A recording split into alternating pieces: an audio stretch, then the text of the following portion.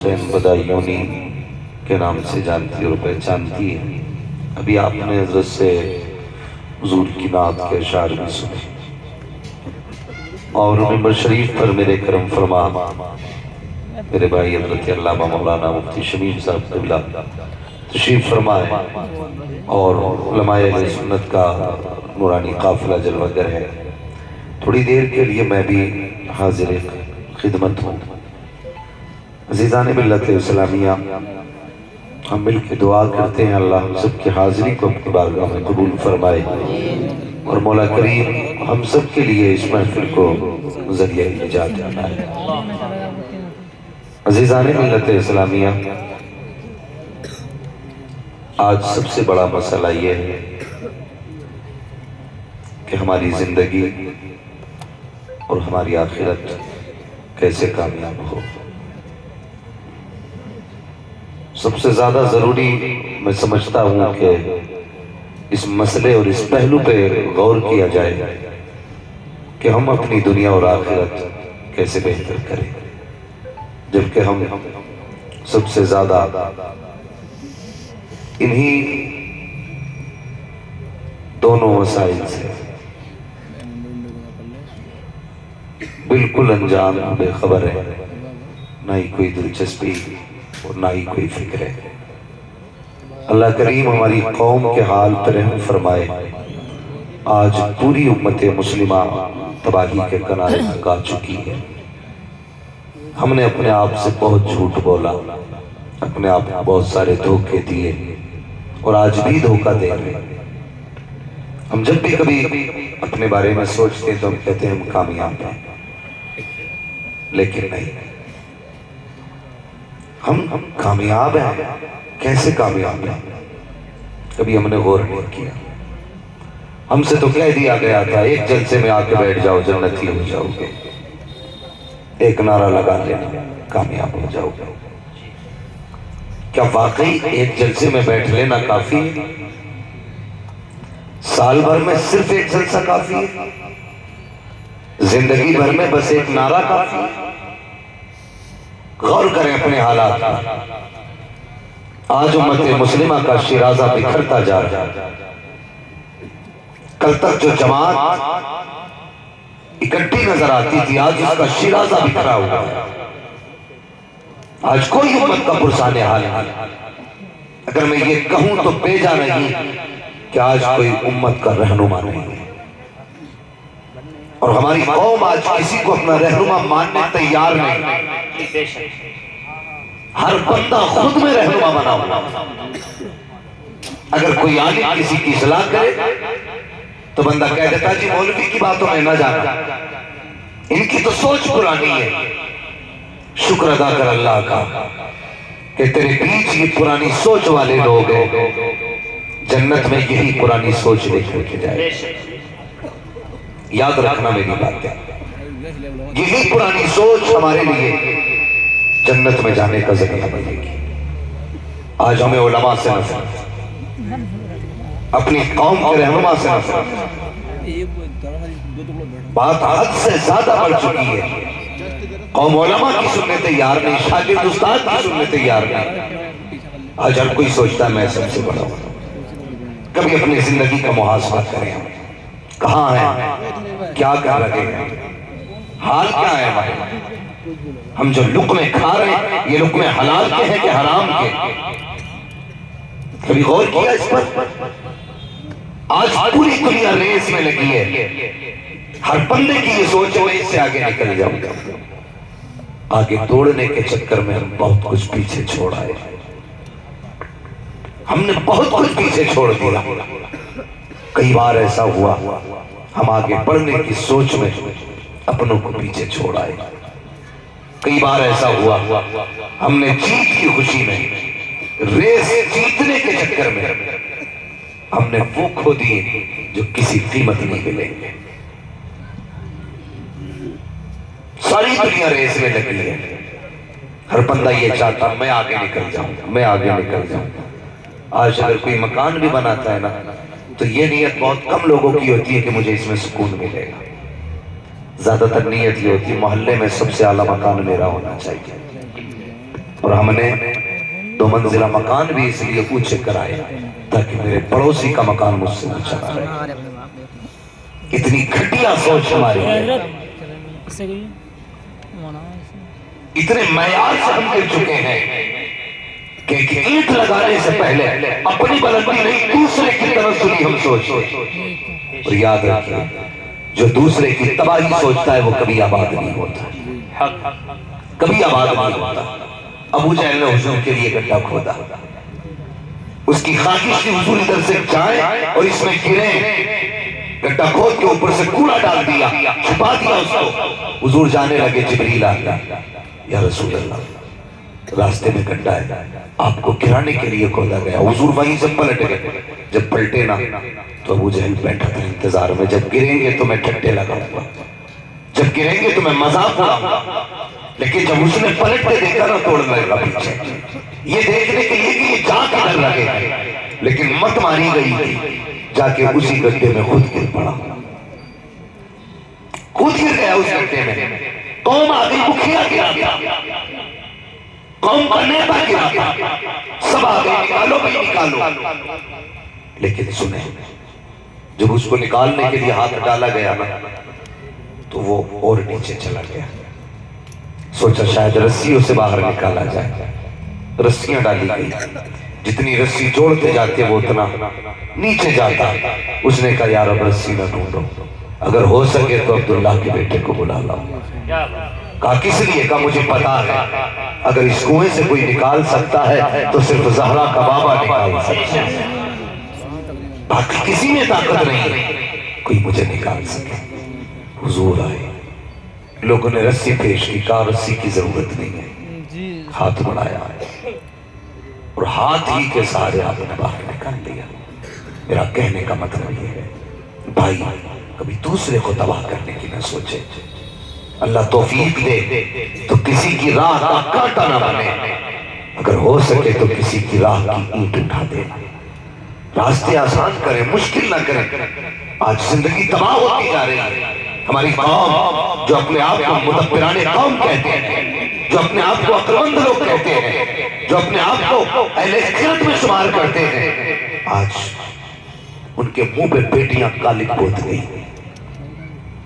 آج بیٹیاں کالک پوت کے چلی گئی۔ وہ لوگ جو یہ کہتے تھے کہ نہیں مجھے بیٹی پہ وشواس ہے، اسلام پہ نہیں، مجھے فیملی پہ اعتبار ہے، قانون پہ نہیں۔ آپ کہیں گے ایسا تو کسی نے بھی نہیں کہا، میں نے کہا ہے۔ جو لوگ یہ کہتے ہیں نا کہ پردہ دل کا ہوتا ہے، نظر کا کوئی پردہ نہیں، وہ یہ کہتے ہیں کہ ہمیں اپنی اولاد کا اعتماد ہے اسلام پہ۔ اگر کوئی مولوی کہے نظر نیچی رکھو، آج میرے خیال سے یہ عرس کی محفل ہے، اللہ سلامت رکھے، کئی جگہوں پہ عرس کے نام پہ تباہی ہو رہی ہے، جا کے دیکھو کون سا تماشا ہے جو عرسوں میں نہیں ہو رہا۔ ناچنے والے اسٹیج پہ، ناچنے والی اسٹیج پہ، اور وہ قوم جو کہتی ہے اسے کوثر کے جام پینے، وہ قوم سامنے بیٹھ کر کے بابا کرتی ہے، رات پر موج لی جاتی ہے، آنکھیں سینکی جاتی ہیں، صبح کو جنت کی دعائیں ہوتی ہیں۔ یہ ہماری رات گزر رہی ہے، کبھی سوچو تو صحیح دن کہاں رات کہاں گزر رہے ہیں۔ یہ ممبر رسول ہے، اس کی عزت لازم ہے، اس پہ ناچنے والوں کے لیے جگہ نہیں، اس پہ تو ان کے لیے جگہ ہونی چاہیے جو خدا سے بھی پیار کرتے ہوں، مصطفیٰ سے بھی پیار کرتے ہوں۔ لیکن ہماری قوم کر کے رکھی گئی، کون سی ذلت ہے جو آج عرسوں کے نام پہ ہمارے پاس ہے؟ جاؤ جا کے دیکھو عرسوں میں عورتیں زیادہ مرد کم، کتنے لوگ بزرگوں کے مزار پہ قرآن خوانی کرتے جا کر کے جائے گا، 4 دکانیں گھومے گا، اس سے کھلانا خریدا، اس سے غبارے خریدے، اس سے تماشا خریدا، اس سے آئٹم خریدا، چل دیا، ہو گیا عرس، بزرگ راضی ہو گئے۔ ہم کہاں ہیں؟ کس دنیا میں ہم جی رہے ہیں؟ کبھی اللہ والوں سے پوچھو، بتاؤ یہ جو میلے لگ رہے ہیں تمہارے مزاروں پہ، اس کی وجہ کیا ہے؟ کہ تم بھی تماشے دیکھتے تھے؟ تم بھی مقابلے دیکھا کرتے تھے؟ کیا کرتے تھے تم؟ تو آج بھی مزاروں سے آواز آئے گی نادان، ہم زمین پہ تھے تو ہم اللہ رسول کی باتیں کرتے تھے، جب سے زمین کے نیچے آ گئے ہیں زمانہ ہماری باتیں کرنے لگے، لیکن اس کی کوئی فکر نہیں۔ بیوی بھی میاں سے کہتی ہے میاں جی میں نے چادر بولی تھی پاپا کے مزار کی، وہ پٹھو گدھا انگلی پکڑ کے مزاروں کے لیے چلا رہا ہے۔ ہاں صرف ایک بات بتائیے، صرف ایک بات، زمین پہ سب سے اچھی جگہ مسجد ہے کہ نہیں؟ اس سے بھی اچھی جگہ ہے کوئی؟ کون سی جگہ ہے سب سے اچھی؟ بولیں۔ سب سے اچھی جگہ مسجد ہے، اور سب سے بری جگہ یہ طلبہ بول رہے ہیں اللہ ان کے علم میں اضافہ فرمائے، لیکن کچھ آپ بھی سن کر یاد کر کے جایا کرو۔ سب سے بری جگہ، سارے بول رہے ہیں سب سے بری جگہ، سب سے اچھی جگہ مسجد۔ مسجد میں ہوتا کیا ہے؟ نماز۔ اسلام نے عورت کو مسجد سے کیوں روک دیا؟ غور کیا اس بات پر؟ صرف اس کی عزت کی حفاظت کے اسلام نے عورت کو مسجد سے روکا تاکہ یہ مسجد میں جائے گی تو ہو سکتا ہے کسی منچلے کی نیت بہک جائے، یہ بھی ہو سکتا ہے کسی کا ہاتھ اٹھ جائے، یہ بھی ہو سکتا ہے کسی کی زبان چل جائے، یہ بھی ہو سکتا ہے کوئی غلط نگاہ سے اسے دیکھ لے، یہ بھی ہو سکتا ہے کسی کا ہاتھ اس کی طرف پڑ جائے۔ اسلام اچھی طرح جانتا ہے کہ عورت کی عزت جتنی نازک ہوتی ہے، اگر کسی نے ایک بار ہاتھ اٹھا دیا تو یہ جیتے جی مر جائے گی، لیکن کبھی عزت واپس نہیں آ جائے گی۔ اسلام نے پابندی لگا دی، خاتون نماز پڑھنی ہے تو مسجد نہیں جانا ہے، گھر کے اندر سجدے کرنے ہیں، گھر کے اندر قیام کرنے ہیں۔ اور مجھے پتا تو صحیح پہ گیا بیویوں کو لے کر کے عرسوں میں جانے والوں، مزاروں کے چکر لگانے والوں، اسلام کا تماشا بنانے والوں، مجھے بتا تم اپنا عورت کو مسجد میں جانے کی اجازت نہیں دیتا، وہ کسی عورت کو مزار میں جانے کی اجازت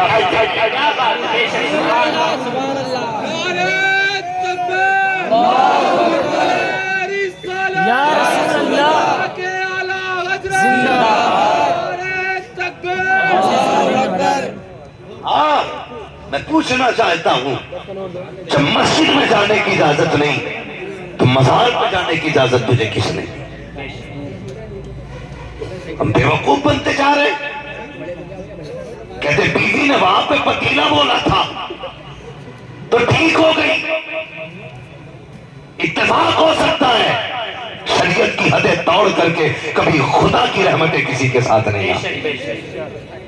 یاد رکھنا میری بات، اور یاد رکھیے بریلوی ہوں، کوئی مجھے وہاں بھی نہ جانا، میرا اپنا اعتقاد یہ ہے کہ مجھ سے پکا کوئی بریلوی نہیں تم میں، مگر سچی بات ہے میں آئینہ ہوں دکھاؤں گا داغ چہرے کے، جسے خواب لگے سامنے سے ہٹ جائے۔ کیا بات ہے، کیا کیا ہم نے عورتوں کو مزاروں پہ جا کے رکھ دیا۔ علامہ شمیم صاحب ایک بابا کے پاس جانے کا موقع ملا، ہم ڈھونڈتے کوئی اللہ والا ملے لیکن ایسا ہو جو نگاہ ڈالے تو باطن صاف کر دے، ایسے کی تلاش رہتی ہے، لیکن مجبوری میں ویسے کے پاس چلے گئے۔ قوم کتنی اندھی ہے بتائیے، ہماری قوم اگر ہم کسی کی بیٹی کی طرف نگاہ اٹھا دیں تو لازم ہے ہر بندے کے لیے کہ وہ ہماری آنکھ نکالے اگر غیرت والا ہے تو، مگر میں اتفاق سے کسی کے ساتھ چلا گیا اور اسے بھی نہیں پتا تھا یہ کون ہے، تو بابا عورت کے گھٹنے سے گھٹنے ملا کے بیٹھی، اتنی جھوٹ، اتنی آوارگی، اتنی بےغیرتی، تیری بیٹی کسی کے گھٹنے سے گھٹنا ملا کے بیٹھے، تجھے فرق نہیں پڑا، تو بابا بابا کہہ کے پیچھے پیچھے رہا، اٹھا اسلام کی تاریخ، پوچھ ان علماء کو آج ہم کتنے لاپرواہ ہو رہے ہیں۔ یاد دل دکھتا ہے جب کسی لقاب والی بیٹی کو تلک دھاری کی گاڑی میں بیٹھے دیکھتے ہیں تب گلے سے ٹکڑے ٹکڑے ہوتا ہے، جب کسی اسلام کے شہزادی کو غیر مسلم کی بائک پہ بیٹھے دیکھتے ہیں تب تکلیف ہوتی ہے، پتہ چلتا ہے باپ کی مرضی سے آئی ہے، ماں کو پتا ہے کس کی گاڑی میں جا رہی ہے، او حیا کر جب تجھ سے پوچھا جاتا ہے بیٹی کو کس کے ساتھ بھیجا ہے تو کہتے ہو راجو ہے، اپنا کی بیٹا لگتا ہے، ہمیں ممی کہہ کے آواز دیتا ہے، ہمارے پتی کو پاپا کہتا ہے، اس لیے پورا بھروسہ ہے اور شرم آنی چاہیے، تو نے آنکھیں بند کر کے بھروسہ کیا، کہتا پاپا کہتا ہے اس لیے بیٹی گاڑی میں بھیج دی ہے، باپ کہتا ہے اس لیے بائک پہ بیٹی بھیج دی ہے، اور پوچھی علماء سے تو نے کس کے ساتھ بیٹی بھیجی ہے، جس کا تیرے مذہب سے رشتہ رکھی، جس کا تیرے قانون سے رشتہ رکھی، جس کا تیرے دین سے رشتہ رکھی، جس کا تیرے خدا سے رشتہ رکھی، تو نے اس کے ساتھ بیٹی بھیجی اور پوچھی علماء سے۔ اسلام تو یہ کہتا ہے اگر بھائی بہن سگے ہو اور دونوں جوان ہو جائے تو سگے بھائی کو سگی بہن کے کاندھے سے کاندھا ملا کر کے بیٹھنے کی اجازت نہیں ہے، تو تیری بیٹی کو بغیر کی گاڑی میں بیٹھنے کی اجازت کس نے دے دی؟ علامہ مولانا مفتی حماد صاحب قبلہ، نعرہ تکبیر، نعرہ رسالت۔ ڈاکٹر اقبال نے کہا تھا نہ سمجھو گے تم مٹ جاؤ گے ہندی مسلمانوں، تمہاری داستان تک بھی نہ ہوگی داستانوں میں۔ او بھائی خدا کے واسطے گھروں کی حفاظت کرو، اپنے گھروں کی حفاظت کرو۔ جب چوکوں میں بیٹھتے ہو نا، چوراہوں پہ بیٹھتے ہو تو سب کی بیٹی پہ نظر رکھتے ہو کہاں جا رہی ہے، کبھی اپنی بیٹی پہ بھی نظر رکھیے کہاں جا رہی ہے، کبھی اپنی کو بھی دیکھ اس کے قدم کدھر پڑ رہے ہیں، ہمیں شرم آنی چاہیے۔ ہاں اس سال کا ریکارڈ لوگوں نے پیش کیا نا تو 7 لاکھ لڑکیاں غیر مسلم ہوئی ہیں۔ ہاں رجسٹرار آفس کی رپورٹ کے مطابق 7 لاکھ لڑکیاں۔ تم بتاؤ تم نے 70 سال میں کتنی مسلمان اور پھر بھی ہماری مونچھ پہ فرق نہیں پڑا۔ اب بھی تاؤ دے کر کہتا مولوی سے اللہ بچائے، شرم آنی چاہیے ہمیں۔ قسم خدا کی میں دعوے کے ساتھ کہتا ہوں، صرف حافظ ایک بیٹا بنا لینا، ایک بیٹا حافظ بنا لینا، بھلے وہ دنیا کو فتویٰ نہ دے سکے، تقریر نہ کر سکا، ممبر پہ بیٹھ کے لوگوں کی واہ واہ حاصل نہ کر سکا، لیکن اتنا ضرور ہے اگر گھر میں ایک حافظ ہوگا تو خاندان کو ڈوبنے سے بچا لے گا، ایک عالم ہوگا تو ناک کٹنے سے بچا لے گا۔ ہم نے کیا کیا؟ ہماری بیٹیاں ٹیوشن کے نام پہ، اسکول کے نام پہ ہم سے چھینی جا رہی ہیں ہم سے بیٹیاں۔ اس کے ذمہ دار پوری سوسائٹی ہے، پورا معاشرہ ذمہ دار ہے۔ کہیں ہم ذمہ دار ہیں تو کہیں آپ بھی ذمہ دار ہیں۔ ہماری قوم کے امیروں نے بڑے بڑے بلڈنگ اور ہوٹل بنائے اپنے، لیکن قوم کو ایک ایسا کالج نہ دے سکے جس میں پڑھنے والی بھی بیٹیاں ہوتی، پڑھانے والی بھی بیٹیاں ہوتی۔ کیا کیا ہم نے؟ کون سے کارنامے انجام دیے؟ یہی کہ ہمارے یہاں کا عرس بھاری ہوتا ہے، میرے یہاں کی باسی عید بھاری ہے، اس کے یہاں کا نیزہ بھاری ہے، ہم اسی میں ڈوبے رہ گئے۔ تو بھائی کچھ تو سوچا ہوتا، جہاں پہ باپ ذمہ دار ہے نا بیٹی کی بربادی کا، وہاں پہ یہ معاشرہ بھی ذمہ دار ہے۔ آپ کہیں گے کیسے؟ میں سچی بات کہتا ہوں، ہم نے اگر نکاح آسان کیے ہوتے نا تو آج قوم کو یہ بربادی دیکھنی نہ پڑتی۔ آج ہم نے نکاح آسان کیے ہوتے، اتنا مشکل کر دیا نکاح کہ غریب تو یا تو مر جا رہا ہے یا پھر پھانسی لگانے تیار ہے، اس لیے کہ بیٹیوں کو عزت سے رخصت کرنے کی اس کے اندر طاقت نہیں گئی۔ آسان کرو نکاح، آسان کرو، عزت سے بیٹیوں کو رخصت کرنا سیکھو۔ آج تم دوسرے کی عزت سے لے کے آؤ گے، کل اللہ تمہاری بیٹیوں کو عزت عطا فرمائے گا۔ آج یہ تو سب کہتے ہیں پیر صاحب دعا کرنا بیٹی کا نصیب اچھا ہو۔ پیر صاحب کیا کوئی قلم کاغذ لے کے تقدیر کی تختی لیے بیٹھا ہے؟ ہاں پیر کے ہاتھ میں قلم نہیں ہے، لیکن اتنا ضرور ہے پیر رب کو راضی کرنا جانتا ہے۔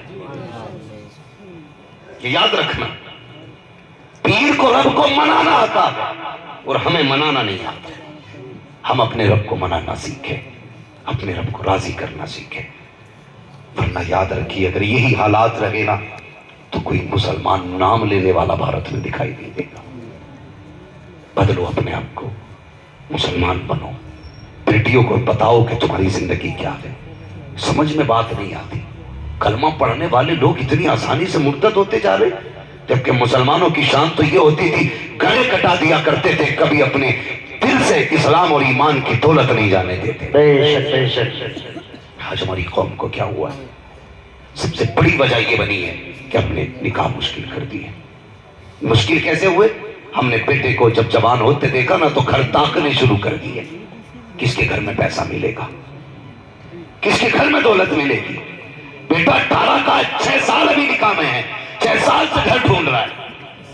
جیسے تاجر لوگ نا زمین کے ریٹ لگواتے رہتے بیچ بیچ میں, بھائی بیچ رہا ہوں کتنے کی, 6 لاکھ میں, کہا نہیں ابھی نہیں بیچنی. اگلے سال پھر ریٹ لگے, کتنے میں, 8 میں, کہا ابھی نہیں بیچ رہا ہے. اگلے سال پھر 12 میں, کہتا جب ریٹ اچھے ملیں گے تب بیچیں گے. یہ 18 سال سے ریٹ لگوا رہا ہے, کیا ملے گا, کہا تمہارے بیٹے کو 8 لاکھ دلوا دیں گے. ابھی نہیں, ابھی بیٹے کی شادی نہیں کرنی, 10 لاکھ دلوائیں گے. ابھی نہیں, ابھی اور ٹھہریے, ابھی اور انتظار کرنا پڑے گا. اور بھائی جب ہم شادی کرنے جاتے ہیں, نکاح کرنے کا ارادہ کرتے ہیں, تو ہم یہ نہیں دیکھتے لڑکا دیندار ہے کہ نہیں, سسرال والے اچھے ہیں کہ نہیں. ہم نے یہ دیکھا ان کے پاس پیسہ کتنا ہے, ان کے پاس سمپتی کتنی ہے, جائیداد کتنی ہے. ہم بھکاری بن کر کے جائیں گے, ہماری جھولی میں کتنا ڈالا جائے گا. ہم کتے بن کے جائیں گے, ہمارے ٹکڑوں پہ کتنا گھی لگایا جائے گا. یہ سوچ کر کے رشتے کیے جاتے ہیں. حیا نہیں چاہیے, اور یہ تیری فکر ہے, تو دولت دیکھ کے رشتہ کرتا ہے. ایک فاروق اعظم کی فکر تھی, دولت دیکھ کے انہوں نے رشتہ نہیں کیا, بلکہ مصطفیٰ جان رحمت کی محبت دیکھ کے بیٹے کا رشتہ کیا. نعرہ تکبیر, نعرہ رسالت, مسلک اعلیٰ حضرت علماء اہل سنت مفتی حماد صاحب قبلہ فیضان سرکار غوث اعظم, نعرہ تکبیر, نعرہ رسالت, سبحان اللہ بشر. ہاں سب جانتے ہیں حضرت فاروق کے کوڑے کا جواب نہیں بھائی, بڑا مارتے تھے, یہ سب کو پتا ہے. لیکن اس عادل کی زندگی تو دیکھو, اللہ اکبر, وہ کیسا خدا ترس بندہ. سنا ہوگا نا آپ نے, آپ کی زندگی کا معمول یہ تھا, آپ جب دنیا سوتی تھی تو رات کو چکر لگاتے تھے, رات کو چکر لگاتے. کسی گھر سے گزر ہوا, اندر سے آواز آئی, ماں کہہ رہی تھی بیٹے دودھ میں پانی ملا لے. تو بیٹی نے کہا ماں عمر کا دور ہے. ماں نے کہا بیٹی عمر کا دور ضرور ہے, عمر دیکھ تھوڑی رہا ہے. بچی نے کہا عمر تو نہیں دیکھ رہا, عمر کا خدا دیکھ رہا ہے. یہ جملے تھے نا بچی کی, عمر کا خدا دیکھ رہا ہے. آج جاؤ جا کے دیکھو مارکیٹ میں کون سی چیز شدھ ملتی ہے, دودھ ہی لینے چلے جاؤ. 1 لیٹر میں 1.5 لیٹر پانی ڈال لیا دبا کے, اور بیچ کے آ کے بلڈنگ بنا کے لکھ رہا ھذا من فضل ربی.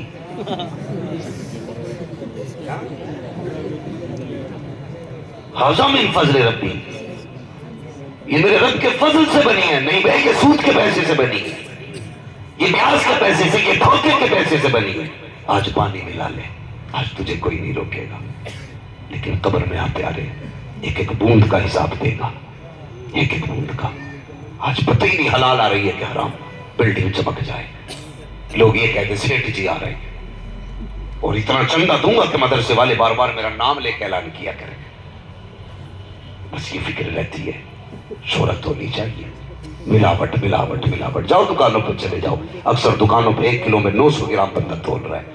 کپڑوں کی دکانوں پہ چلے جاؤ, لائٹیں لگا کے اندھک کر کے بیچ رہے ہیں, اور لکھا حاجی صاحب کی دکان ہے یہ. جیسے پیسے سے حج کر کے آیا ویسے ہی حج کیا ہو.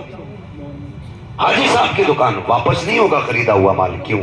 پتہ چل جائے گا نا دکان سے نکل کے کتنا گھٹیا مال بیچا ہے. تو دھوکہ دینے میں بندہ ماہر ہے. جو جتنا بڑا دھوکہ باز ہے نا, لوگ کہتے ہیں بڑا ہوشیار ہے. ہوشیار نہیں, بے وقوف ہے. دھوکے دینے والا ہوشیار نہیں ہوتا, دھوکہ دینے والا سب سے بڑا بے وقوف ہے. تو ایک چھوٹے سے انسان کو دھوکہ دے سکتا ہے, لیکن یہ جو کندھے پہ بیٹھے ہوئے قلم چلا رہے ہیں, ان کے بارے میں کیا گمان ہے؟ انہیں پتہ نہیں تو نے دودھ میں پانی ملایا, انہیں پتہ نہیں تو نے 1 کلو کی جگہ 900 گرام تولے. ہاں کم کوئی نہیں ہے, نہ کم خریدار ہے نہ کم بیچنے والا ہے. یہ ٹھیلوں پہ جا کے دیکھو, اوپر لگاتے ہیں خوبصورت آم, ریٹ کہہ رہے کیا ریٹ ہے, 80 روپے کلو.